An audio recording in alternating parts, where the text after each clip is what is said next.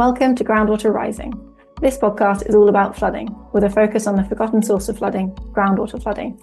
Groundwater flooding is the least understood, least monitored, and least reported on. It is often left out of the conversation, so we are a podcast dedicated to changing that. I'm Katie Hargrave-Smith from Project Groundwater, and in this podcast, I'll be speaking to community members from around the UK who have to deal with groundwater flooding and industry experts trying to help them. Together, we will uncover the latest research, innovation and strategies from the water sector, academia and beyond. When it comes to groundwater flooding, climate change is still an area of uncertainty. Back in episode 8, we heard from Rachel May about her research to assess the potential implications of climate change on the frequency and magnitude of groundwater flood events, focusing on aquifers in the Chiltern Hills and Berkshire Downs. While the research gave us much needed data, Rachel shared that there is more research needed to better understand the impacts of climate change on groundwater flooding. So in this episode, we are focusing on a different impact of climate change, sea level rise, and how that intersects with coastal groundwater levels. Joining me today to discuss this is Dr. Xin Su and Dr. Daniel Magnone. Xin Su is a research associate professor at the Centre for Applied Earth Sciences and Engineering Research. After graduation, Dr. Su continued her work exploring the feedback mechanisms between groundwater emergence and saline groundwater intrusion. This work provided crucial insights for coastal resilience in the face of rising sea levels. Dr. Daniel Magnone is an associate professor of environmental science at the University of Lincoln. He is working with our sister project, Project Groundwater Greater Lincolnshire, researching the impact of sea level rise and abstraction on saltwater intrusion into the fens. Xin, please can you tell me a little bit about how you got into studying groundwater? Because when I went and found your Google Scholar, it's just full of different articles that are related to groundwater and coastal sea level rise. Yeah, so this is a very tricky part. So from my master, I was doing the pure hydrology and water resource, and my focus is on natural stream flow prediction. But after entering my PhD program, because my advisor is doing subsurface force media transport, and she got very delicate work on lab experiment and small scale experiment and numerical modeling as well. But since we're at the very unique location at the city of Hoboken in New Jersey, and it's a very vulnerable location of flooding, there was a storm event called Hurricane Sandy. It happened in 2012, if I remember correctly. And 2/3 of the city got flooded for 2 or 3 days.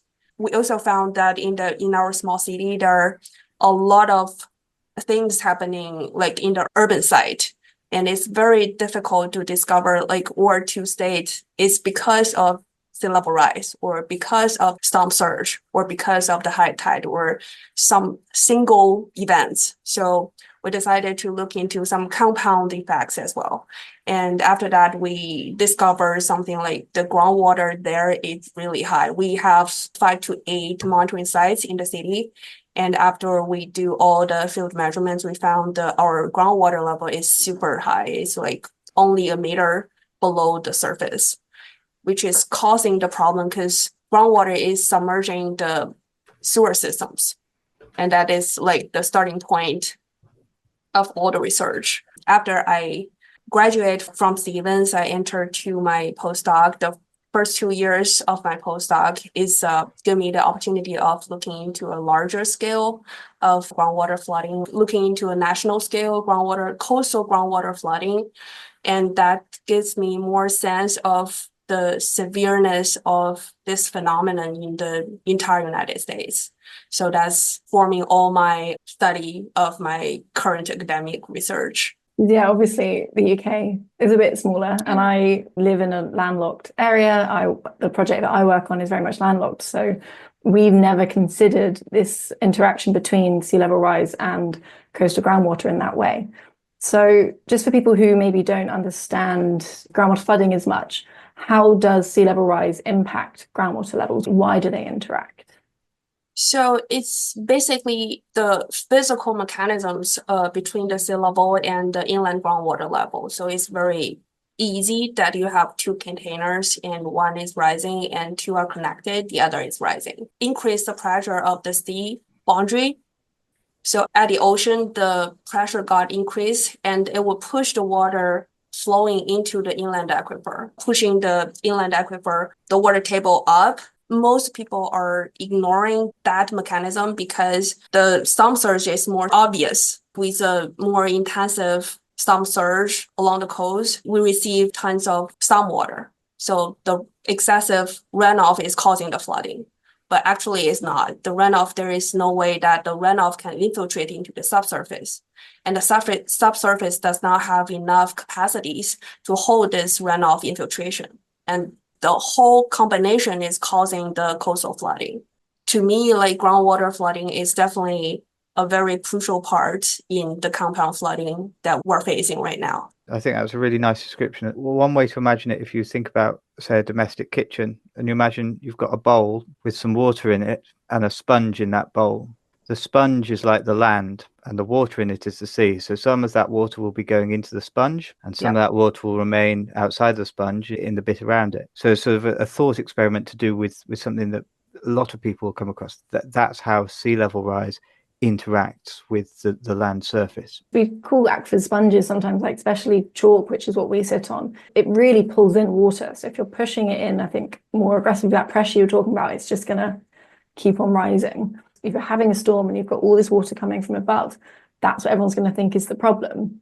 But you're saying that because the water below is already so high and the sewer is already very full and everything underground that stores water is already full, there isn't any like drainage going on. So it's staying above ground, and that's actually the issue. It's why we call it the forgotten source of flooding, because like it's really easy to forget that it exists because you don't see it. There is actually, I think, a converse of that, which is in many coastal areas, particularly in Europe, the lowlands have been drained.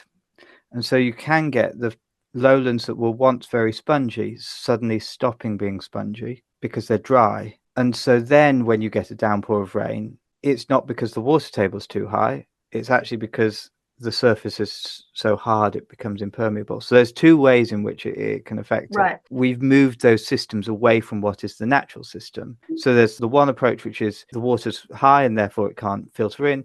The other option is that we've drained it so much that the surface becomes hard and then the surface water will bounce off it. So there's two ways in which it can impact, and they're different processes. This isn't going to impact every single area of coast. This isn't something that everyone who lives on the coast needs to think about as groundwater, because does it rely on aquifers being present? I'd be interested in Xin's view here. Sort of depends on what you mean by an aquifer. Almost anywhere in the world where you dig down, you will find water. Xin mentioned previously the water table, commonly used term, but it means basically where the water sits beneath the ground. If you imagine a coast where you've got a cliff face and there's a lot of rock coming out, I would imagine most places you're going to get much less groundwater flooding in that space. If you've got something which goes onto a salt marsh or a big flat fenland type area, then you get a lot of these at the edges of big deltas. Then you're going to have a situation where that groundwater is rising up more. But also these different coasts have different societal functions. So we do different things in different places. So a big rocky coast with cliffs, due to the way that humans have behaved over centuries, might be more likely to be a port because it's got nice harbours in there. The economy of that place might rely less on groundwater. But the big flat fenlands, those tend to be agricultural areas, and they would require a lot more water because we use them for that different purpose. The societal need for that water will change depending on the use by people, and that in itself can be a function of the landscape. Low-lying coastal communities are facing something a little bit different. The sewer system can be submerged by groundwater, which can cause the severe erosion of the sewer systems. And also with the damaged sewer system, the groundwater is easily to infiltrate into the sewer systems and causing like combined sewer overflow. And I did some literature reviews, and I believe that England is facing something similar. The combined sewer overflow is causing the nearby water body contaminations. So that's like a series of phenomena in a low-lying urban community. So we don't really use the groundwater as a daily water supply, but still we're facing something very severe. In the UK, yes, we have that same issue. Broadly speaking, one of the things that happens is groundwater tables rise, it infiltrates into the sewer, and therefore the sewage stations are having to process a lot of what is actually fresh water with a little bit of contamination in. In the UK, some of that is because we have quite old sewage systems. Not Right. all of it, but Yeah. some of them are 100, 150 years old. Is Yeah. that the same thing that you have in the US, or is it a slightly Yeah. different issue?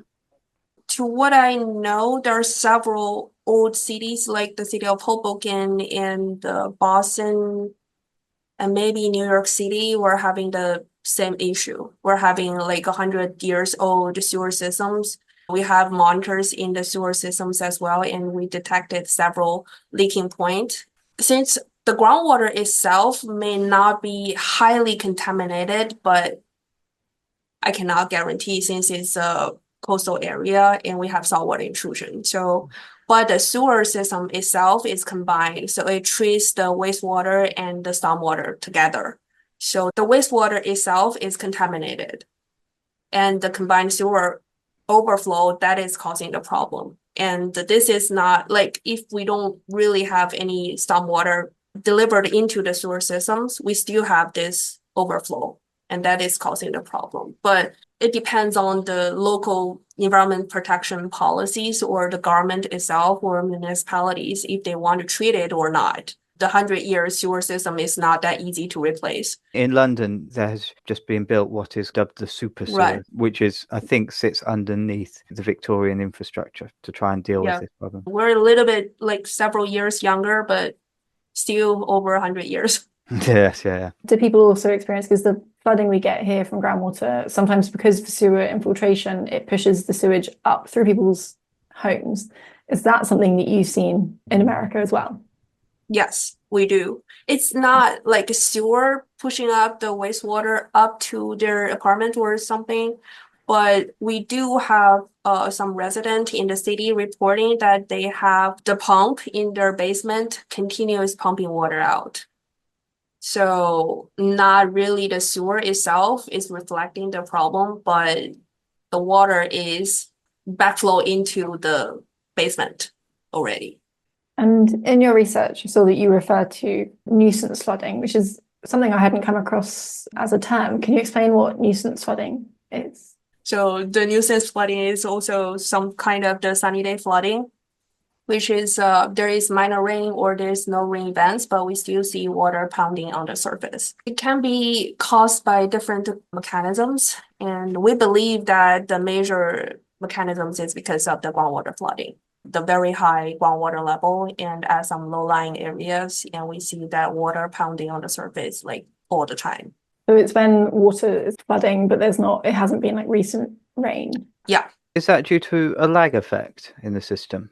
Even if it's an impervious surface, the water cannot like stand on the impervious surface for a very long time because there would be evapotranspiration effect as well. So what we meant the sunny day flooding is after we calculate the surface runoff and then the surface pounding and subtract the evapotranspiration effect, we shouldn't be seeing this phenomenon in 2 or 3 days, but we still see that. It's happening at some low-lying areas. So it's below the sea level or below some certain water levels. So the water is easily to break through the surface and causing the pounding. And in general, all the different research that you've done with groundwater and sea level rise, did you look into like the frequency of this happening? Is that something you think it's going to become more likely and more frequent that sea level rise is going to cause the groundwater and its interaction with the other flood sources? Yeah, so sea level rise is a certain thing that is happening from long ago, and we believe the rising trend will increase more in the future or in the near future. My recent study is on the shore protection barriers, and that is some common strategies most of the country are adopting to prevent the saltwater intrusion or to protect the inland from the flooding from high tide. From our analysis, we found by introducing these infrastructures into the shore protection strategies will causing more flooding, more groundwater flooding.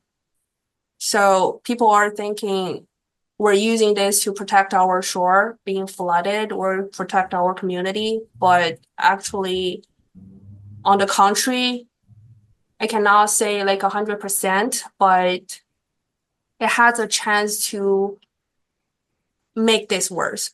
So sea level rise is certain, and how we want to use our knowledge and to alter any of the policies and strategies to protect our shore, the community and the residents, we still need to think about that. Could you go into a bit on why it makes it worse, in terms of why building a sea defense can make the groundwater flooding worse? From our analysis, it's not 3D model, but we looked into different properties of the shore barriers, but it's all impermeable barriers. So concrete seawalls or subsurface dam or something like that.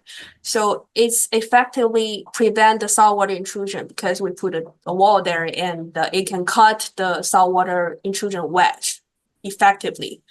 But since the inland fresh aquifer is recharging to the ocean, we building an impervious wall in the subsurface or in the subsurface layers. It will stop the discharging from the inland. And this discharge need to go somewhere. So it goes back to the inland aquifer. So when we build a wall on the shore, the inland discharge will reach the wall and go back. Right. Yes. Yeah. Yeah. I see. Currently, we only have two types of shore protection barriers. One is the subsurface dam, and the other is the cut-off wall, which doesn't have the extensive on the surface. So our hypothesis is if we have the seawall, so have an extensive length on top of the surface, and when the inland is flooding, it will cause fresh lake. So by creating the barrier, you're preventing the water that, because in general, our groundwater flows go from the land to the sea. And therefore, by creating that impermeable barrier, the fresh water, the fresh groundwater hits that barrier and it can't get out into the ocean. So it's exactly. Did you look at that then with something like a managed realignment site? So where we use a nature-based approach to build a coastal defense? That is a very good point. That is our next step because there are too many uncertainties on the impervious barriers as well. So right now we only have the 2D model, like the cross-section of the coast, the ocean boundary and the inland boundary and the water flow in between. But considering the realistic, the dams does not necessarily need to be super long one. We need to have combinations of different strategies if we want to create strategic coastal protection strategies.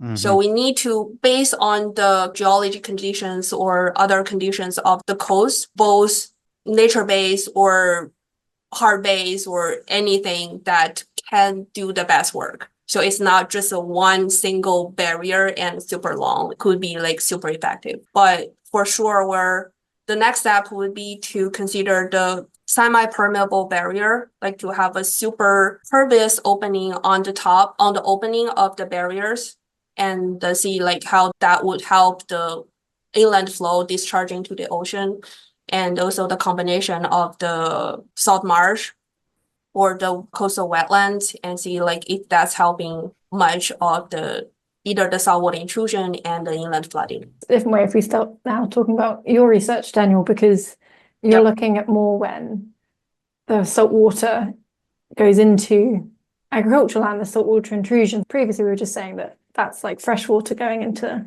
the sea. What's causing saltwater to intrude into land? Earlier in the conversation, we spoke about that thought experiment of the sponge in the bowl. That is a nice way of imagining the way a groundwater coastal system works. You have a continuum that is the seawater going all the way into groundwater. And in any natural system, that's the way that groundwater at the coast would connect into the sea. So you would see it anywhere from the Mississippi Delta to the UK Fens to Netherlands to Bangladesh. All of those systems will have something similar, a wedge underneath it. Saltwater is denser than freshwater. So when rain falls onto the surface of the land, it percolates through, and what you would get is the fresh rainwater sitting above the denser saltwater. So you've got that continuum in from the sea, and then you've got the fresh water sitting on top of that. And that's the natural setup of any coastal environment. there's a whole different set of reasons for why you get that salt water coming to the surface. In Europe, particularly the lowlands of Europe, so if you think about the Netherlands, you think about the fens of the UK, to create really rich agricultural soils, we've drained those lands. So we've pumped a huge amount of water out. Again, a bit of imagination, but that's sort of the equivalent of having a straw into that sponge. And so what would happen is that some of that salt water will get sucked up and sucked in, just because that's the way the physics works in the system. If you stick a straw in the middle of the sponge and you sucked on the sponge, it would pull more water in from the edge of the bowl. And that, in a nutshell, is what's happening across many of these systems. But because the subsurface is not sort of one continuous layer of stratigraphy, or it's got lots of different rocks and sands and clays in it, that pattern's not going to be uniform across the landscape. And similarly, we've got lots of other factors within there. But essentially, that's what happens. And it happens almost anywhere you have a lowland in the world. So it's a sort of natural state of things. But the challenge becomes when you have an agricultural system that's set up to work with fresh water, and many of these crops will take a yield hit of 20-30% when they come into contact with salt water. That's what's happening in those environments. Have you seen anything similar in the US, Xin? Is that something, because you saw you mentioned that agriculture was coming into some of your studies? It's a little bit different as in the US, because we don't really have much agricultural land along the coast. So most of the agricultural land is in central United States. The groundwater salinization in the agricultural field is different than the coastal settings. Most of that is because of the over fertilize or the flood managed aquifer recharge, something like that. But I'm also looking into that as well. To what I understand is most of the populations in the United States is accumulated along the coast, so not many agricultural fields. Daniel, so is that partly happening because we chose to have agricultural land on an area that probably wouldn't have been perfect, so that we drained it to make it good agricultural land, but then that has then also led to it not being good agricultural land? Yes, but it's not so much a choice. So when we think about most of the United Kingdom, most of Europe really, it sits on quite old rocks. They'll be 60 million years old or something like that. Those flat areas of Europe, those flat areas of the United Kingdom, they have got much younger sediments sat upon them, what we call Holocene deposits. And that means anything after the last ice age. So that's less than 12,000 years ago. They're quite big numbers and they're difficult to imagine. It's the fact that we've got this soft stuff that's not taken years to what we call lithify, that's the process of becoming a rock, that gives the landscape very particular properties. In the UK, we started doing it just after the Netherlands did. We got a Dutch engineer across to start draining these landscapes. So that was in about 1600. But by draining those soft sediments, you suddenly created the most fertile soils in the country. So it's not that we choose to do it because we're trying to get every last drop out of the land, because these are the most fertile soils in the country. And as a figure that I keep using, and I was nervous about it for a while, but the more we look into it, the more it seems to be correct. In the UK, 11% of the agricultural value comes out of the 4% of agricultural land that exists on the fens. So it's at least possibly slightly more than twice as profitable than any other land. And it can produce crops that we can't produce anywhere else. So if you eat a cabbage in the UK, you're almost certainly eating something that was grown in the flat coastal areas of Lincolnshire. That's where we grow them because the soils have that property. But the counteraction of that is that naturally this landscape wants the water to sit higher. And a really nice way of imagining this is possible apocryphal story, but I am told that Cambridge University sits where it is. And for those who don't know the UK, Cambridge is in the middle of the fens. There's another town in Cambridgeshire called Ely, which is where the bishop of the diocese would have been when Cambridge was found. And I'm told that it was particularly difficult in those days to get from Cambridge to Ely. And so the scholars wanting academic freedom went to Cambridge because it was far away from the bishop, because the water table was that much higher. Now, if you go, it takes 10 minutes on the train. And so that's the difference, that what we have done to that landscape. They originally would have been wetlands or Wetlands, just underwater. yeah. Swampy. Near Peterborough, which is really peaty, there's really peaty areas. There's an archaeological site there that's about 3,000 years old, I think it is. And it has timber houses, but the timber houses are built on stilts. So those people would have lived in a swampy environment, not a lake, not dry land, but that intermittent bit. And there was a particular way of life that we've then drained and to create these really fertile soils. So what do we do now? So if we're seeing that it's being like a saltwater intrusion, are you looking into how to respond to that? Yes, this comes within a political context as well. So the UK's agricultural policies are changing because we've now got a thing called ELMS, which stands for Environmental Land Management Scheme, which pays for ecosystem goods from agricultural land. So if you put in a bit more nature. So the challenge for an individual farmer is to think, well, if my land is getting saltier, or if I'm getting less water available, and there are a number of reasons why you might get less water available, what's the most profitable crop for me to grow? And we've done a number of different calculations on this with the saltwater. If you're a farmer and you're in a drought situation, depending on what your abstraction license looks like, you can either think, well, I'm going to take the best crop I can get with low water.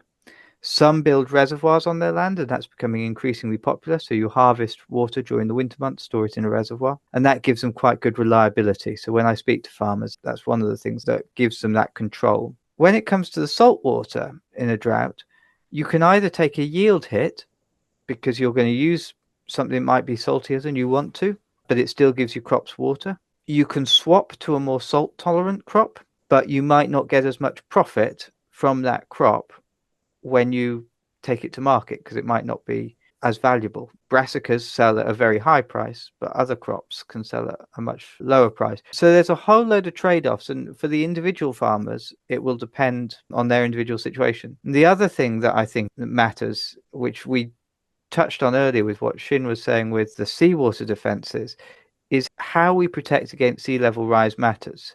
So the old-fashioned sea wall, which you would imagine from days out at the beach, that's expensive to maintain, it's environmentally damaging, but it broadly does the job of protecting against storm surges. One of the alternatives that people are suggesting is we put strategic breaches into seawalls, because when water comes through, it builds up sediment as well.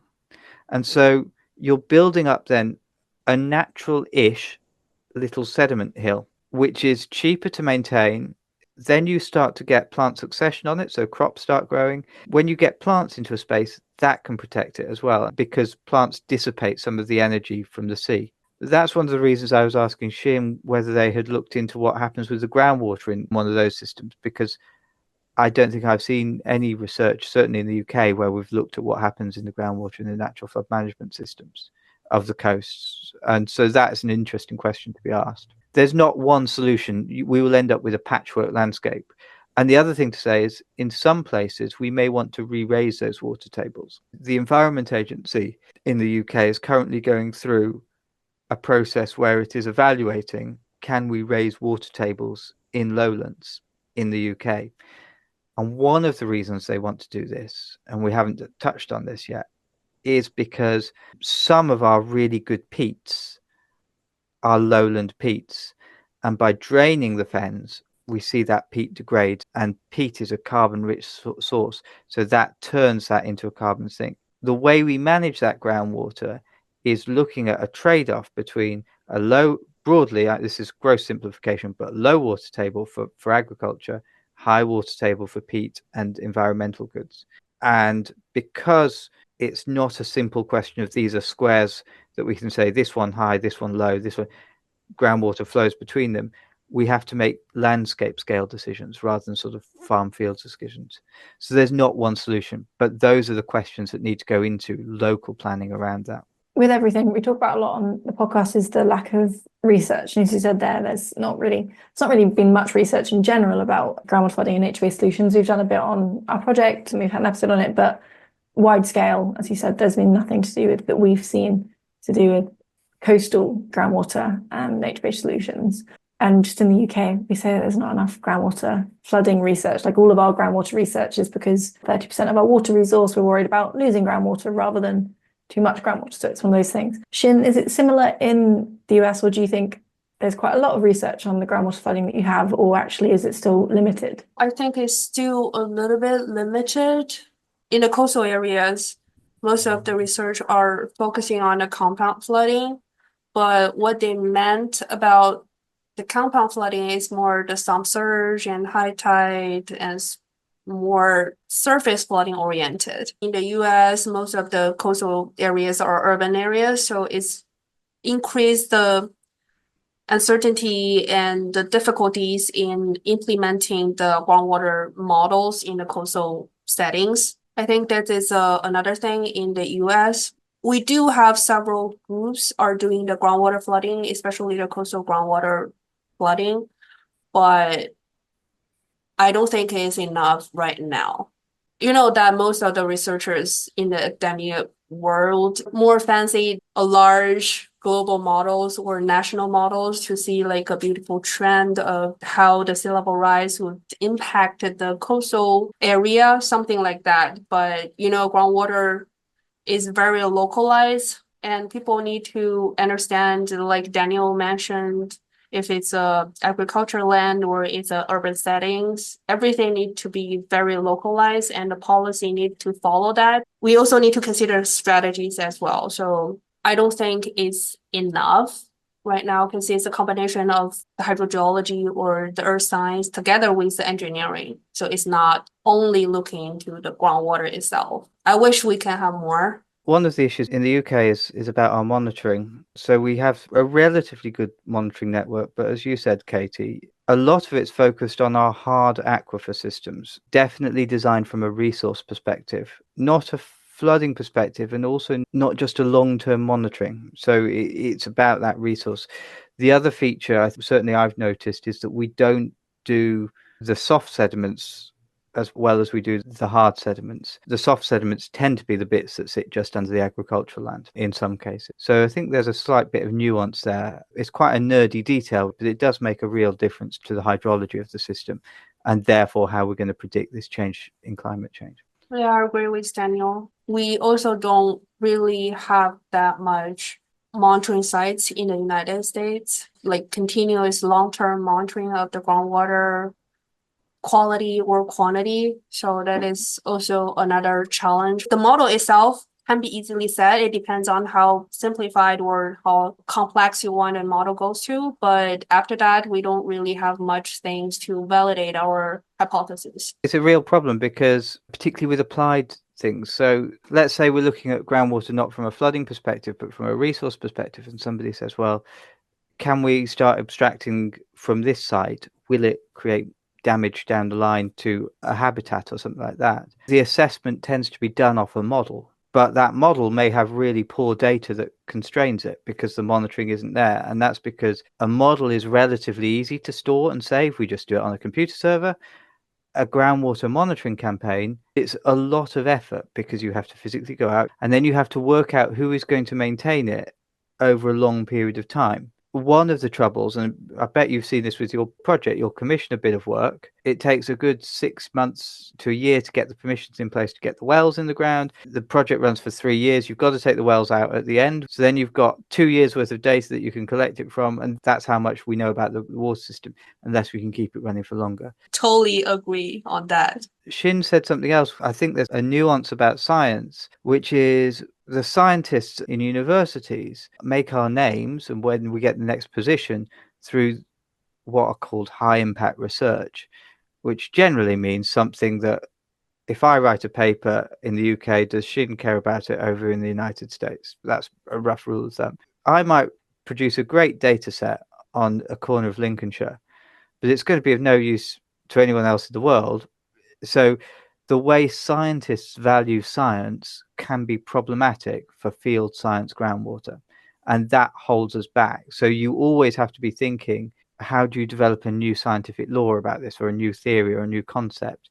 And that might not actually be the greatest value from the work you're doing, but that's just the world we live in when it comes to science. And that does hold back some of the fact that we don't analyze our backyards as much as we should.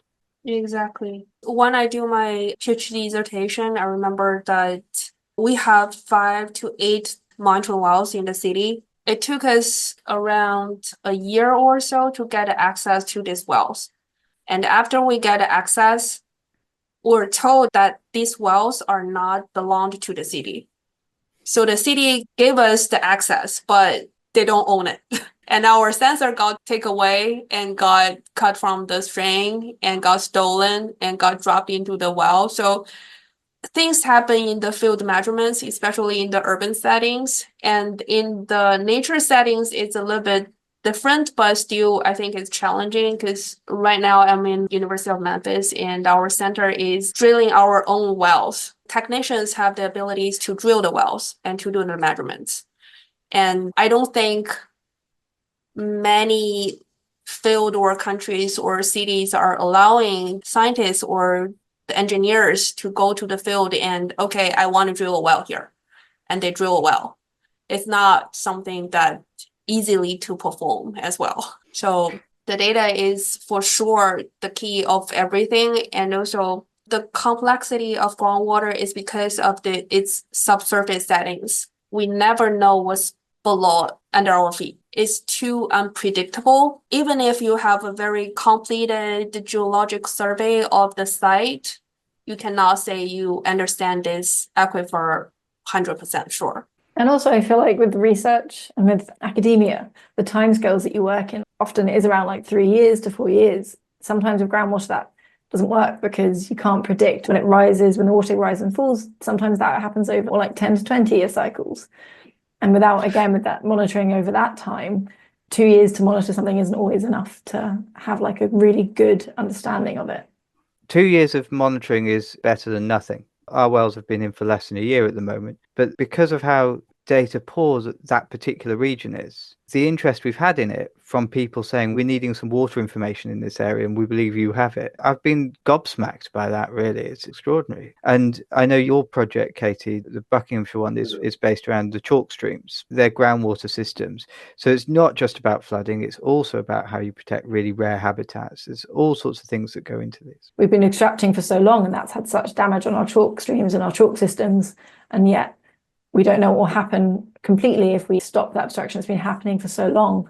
Will that increase the water table to a point that places that hadn't seen groundwater flooding for like 50 plus years could then be at risk of groundwater flooding because the water table just naturally sits a bit higher in times of like heavy rain? There's a lot. Again, we just don't have that data. We don't have that knowledge. Groundwater is so under-researched and ignored, which is why we're here. But it has been really amazing to have you both on. Is there anything you think that we've not covered when it comes to groundwater and specifically to like sea level rise and saltwater intrusion? The only thing I think I'd like to add, which is about coastal groundwater systems, is that it's also important to think about it in the other direction. So our conversation has been about what happens if sea level rises and how does that push groundwater inland, particularly salty groundwater.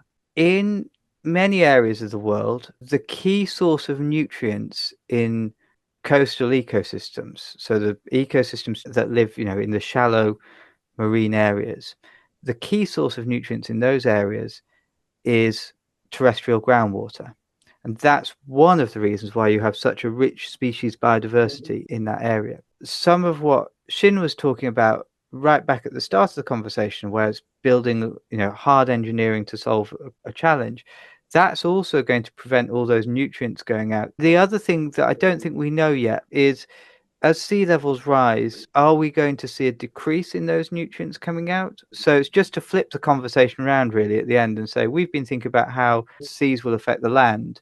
It's also important to remember that the land affects the seas and the marine, and the processes we do there affects those coastal ecosystems that are so precious. Xin and Daniel, thank you so much for joining me today. If you want to know more about the research that Xin and Daniel are doing, we'll add some links to our episode notes. Thank you for listening to Groundwater Rising. We're a new podcast looking to grow, so please hit the subscribe button on your podcast provider, leave us a review, and tell your friends and colleagues about us. Do you have a topic you'd like us to focus on Groundwater Rising, or would you like to join me to share your personal groundwater flood story? Please email me on groundwaterrising@projectgroundwater.co.uk. That's all for now. We'll be back on the last Thursday of next month with another episode of Groundwater Rising.